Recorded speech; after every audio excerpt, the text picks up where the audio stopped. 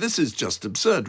On the one hand, the whole world, or at least the Western world, is in uproar over Russia exerting its influence, and more than influence, its invasion of Ukraine. And at the same time, Trump threatening to actually push Greenland, away from its own independence and just take it over. In an interview in The Times today, Sebastian Gorka, Donald Trump's incoming director of counterterrorism and regular guest on Times Radio, and I would always say quite scary man, has said that Britain must bring back UK members of the Islamic State held in Syrian prison camps like Shamina Begum as part of the price of the special relationship with the US.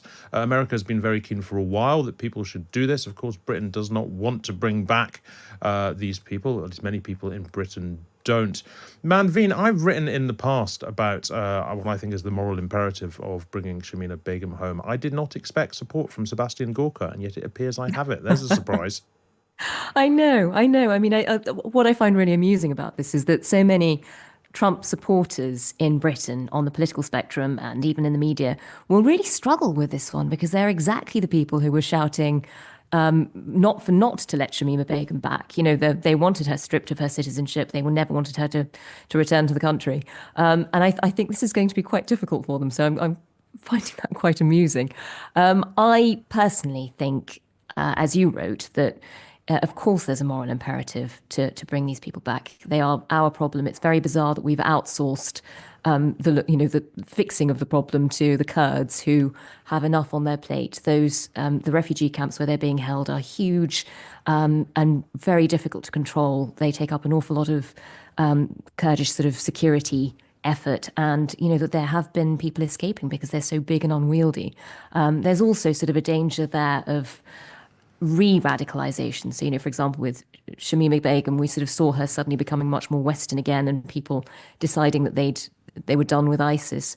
The longer they stay there, the more there is a chance that they are, reintroduced to the ideas again, and they sort of, they turn their back on the West because they feel they've been left to little else. And I sort of think we've ended up in a very difficult situation where we've left them there for a very long time, but we are going to have to bring them back, not least because the Kurds are in quite a lot of trouble, trying to protect their own patch at the moment, with not much sort of security, with the new Syrian government and the Turks who've been backing them, really wanting to do something about for them, the Kurdish problem.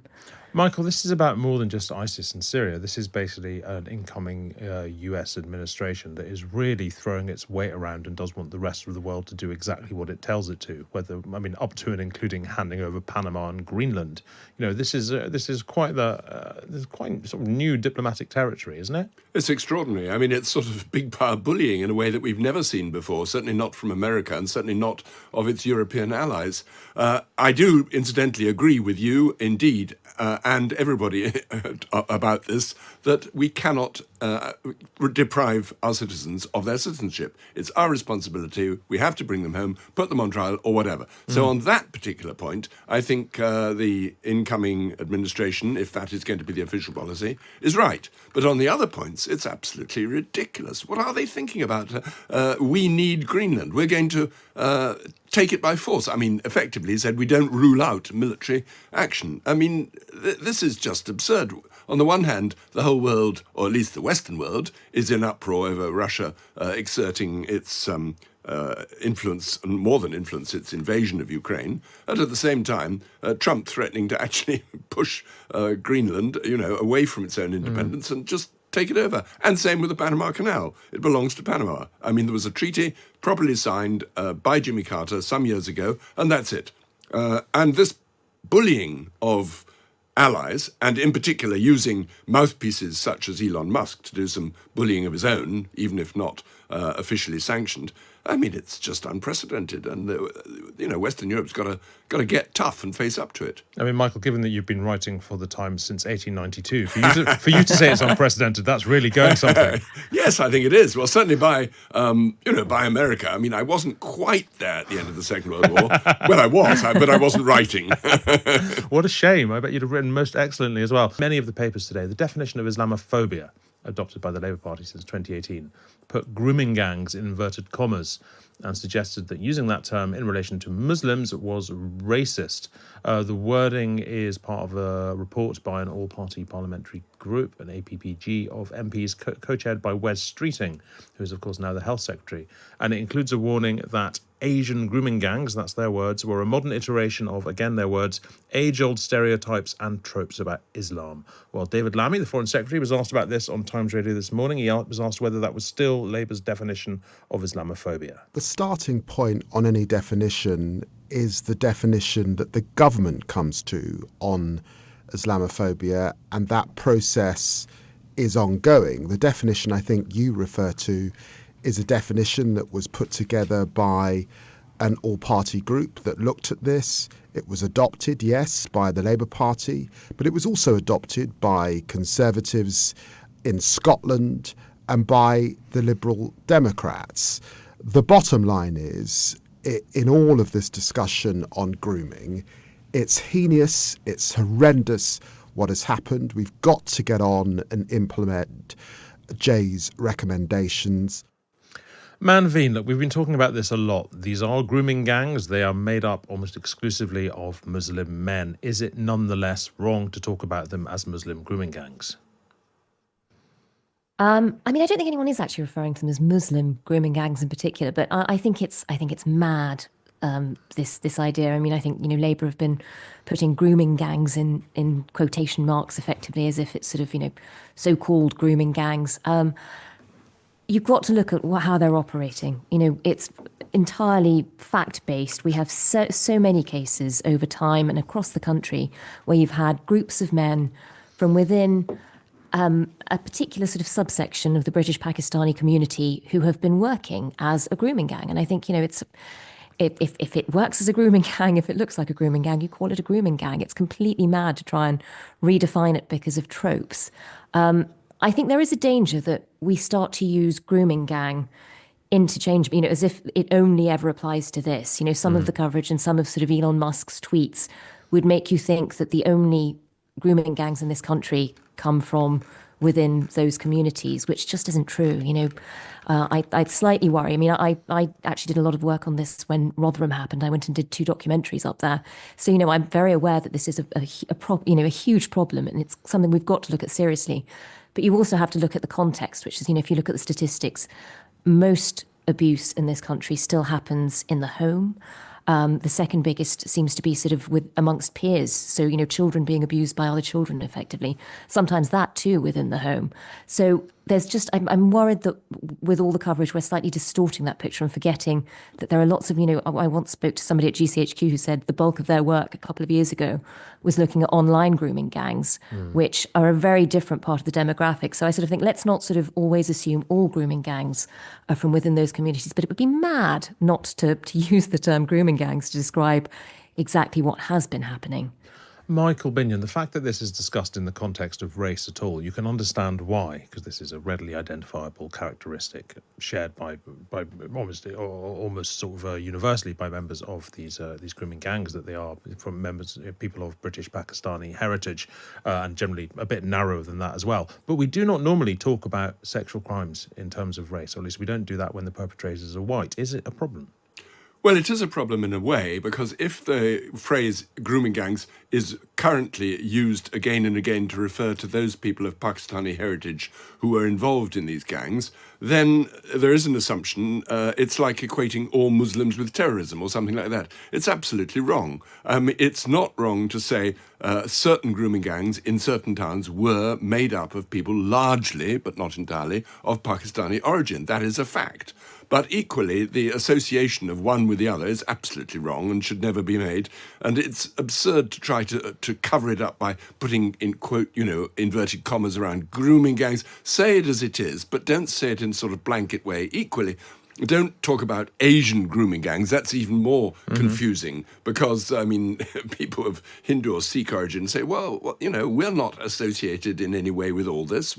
It's like saying, European when you mean somebody of British origin or something like that. You have to be careful with definitions because they do cause a lot of harm and they cause prejudice and mud sticks in that way. But equally, you can't deny what is on the ground as long as you're specific about it. Yeah. Well, look, let's talk about something that I suppose in a way is... Sorry, Manveen, carry on. Sorry, I just wanted to pick up on that. I think Michael's absolutely right. And I think a lot of what's being missed here actually is the nuance. There's been lots of interviews with Robert Jenrick, for example, in the last few days asking if this means we should just stop people, migrants from Pakistan being allowed in. And when I looked into it, it was a very particular subsection. All of the perpetrators we looked at, and there were many, sort of about 30 around Rotherham, the same number in Rochdale, some in Telford. They all came from the same town in the same bit of Kashmir rather than the rest of Pakistan. And it turns out there are certain and the reason why it's important to be able to talk about race or the background is that there are certain tribal dynamics within that community which meant it was possible for these grooming gangs to flourish and for all of this to be hidden and for them to sort of effectively protect each other and not be found out. So I think it's really important to be able to look at that head on. But at the same time, I remember speaking to people from the British Pakistani community at the time who were like, it's not us. And I think a lot of that nuance is being lost at the moment too. Yeah, I mean, and when you get people like Robert Jenrick, as he was doing this week, who are trying to broaden this out to being a problem with multiculturalism generally, a problem with immigration generally, Manveen. I mean, firstly, do you feel we've got to push back on that? But secondly, I guess the problem is when one does push back on that, people say, why are you talking about this? Why are you talking about this rather than the girls? Why are you talking about this rather than the real issue? And so people are almost seem prepared to pay that cost to tackle the problem. Do you see what I mean? Yeah, I think it's part of being in such a polarized world. It's as if you can't see that two things can be right at the same time. Yeah. Things are a bit more complicated. You can be entirely sympathetic with the girls and yet not feel that has to lead to a far right solution. I mean, when I was in Rotherham, for example, the victims used to say to me, because every week at the time, the EDL were marching through the town. And they were sort of protesting, but they often turned into riots, and it was quite violent, and it closed down local businesses. It just made it really difficult to live in Rotherham during that period. And the victims were sort of saying, we wish they'd stop. They had it wasn't helping them in any possible way. It was making life much harder. They didn't like the racial division getting worse. So I sort of think that quite often a lot of the people who sort of say, don't talk about that, talk about the girls, aren't actually talking to the girls. I feel like all of this is so much more complicated. The danger of it all being argued out on X or by people who only have sort of a very glancing view of how things happen in this country is that all of that nuance is lost, and you're not going to get a good policy solution or a good sort of a bit of research or an idea of how you fix the problem if you end up with these knee-jerk sort of one extreme or the other responses. Yeah, absolutely. Michael, I mean, I feel like I've been banging on about this an awful lot, but when we were covering this in the Times 10, 12 years ago, whatever it was, we worked so hard at getting this exactly right, at getting the terminology exactly right, at getting the facts exactly right. And you look at the way it sort of then spreads out across the internet, thanks to people like Tommy Robinson, thanks to people like Jordan Peterson in Canada, and you kind of think, why did we bother? Nobody cares. People just interpret this in the way they want anyway. It does turn into the racist smear that we worked so hard to make it not be. No one actually does care about the victims in the end. Anyway, you wonder why all this work is even done. Yes, and it's rather bad luck on the people that did the original research, in particular Andrew Norfolk, who was himself then accused of some kind of anti-Muslim vendetta or, smearing racial minorities. Haven't been so careful to not do precisely that. And it was very carefully worded, and it did say, put in the cautions and every time, largely of Pakistani origin in particular towns, not saying all abuse, not saying, as we've just heard, it's only a fraction of the child abuse that happens every year across the country, but it was one fraction that was being overlooked at that time, and that's precisely why he needed to expose it. Yeah, absolutely. Well,